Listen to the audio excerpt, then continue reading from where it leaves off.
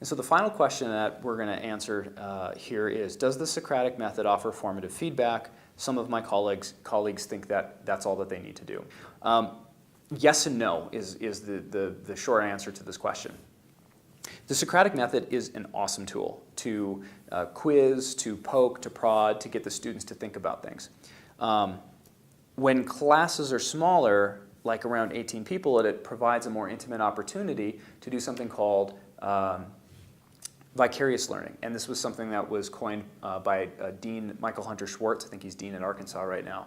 And he wrote this awesome paper that really starts to talk about learning science and its place in legal education. So the idea of vicarious learning is that if I'm interacting, let's say I'm the professor and I'm interacting with a student, they're on call for today and I'm giving them quizzes, testing their knowledge and so on, then the students are actually envisioning that they're in that student's place. I ask a question, all of the students are supposed to be thinking about, how would I answer that? Even though that the one person who's on call, the one who's sweating bullets, is the one who answers it. So that's great. That's an awesome idea. But unfortunately, as I mentioned, it really, really works in the smaller classes. But now as we get to 40, as we get to 50, and some of these class sizes are getting a lot bigger, it's difficult, right? So if we're quizzing over here on this side of the room, and in the back corner over here, the students aren't paying attention.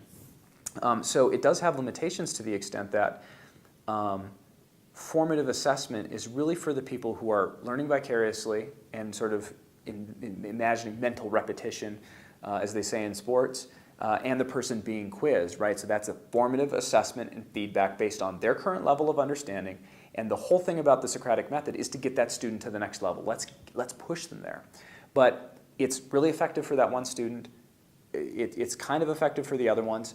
And for the students who are paying attention or not paying attention, it's a different story for them.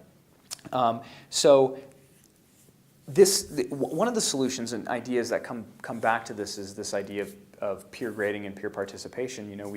We can put them into groups, give them a question to think about. We have some co-construction of knowledge, and then I can do a Socratic method on a couple groups.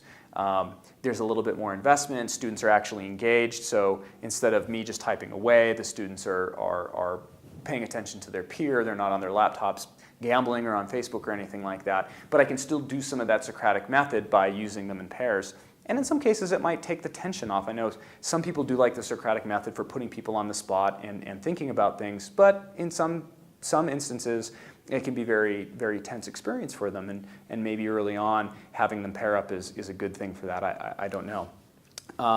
So the idea that it should be the only thing that they need to do, I think when you sit back and sort of think how I'm using it, you'll find that, especially in larger classes, that you're missing some of the student population. Some of the students aren't getting engaged. Maybe they're on call the first week and then it's 5 weeks later.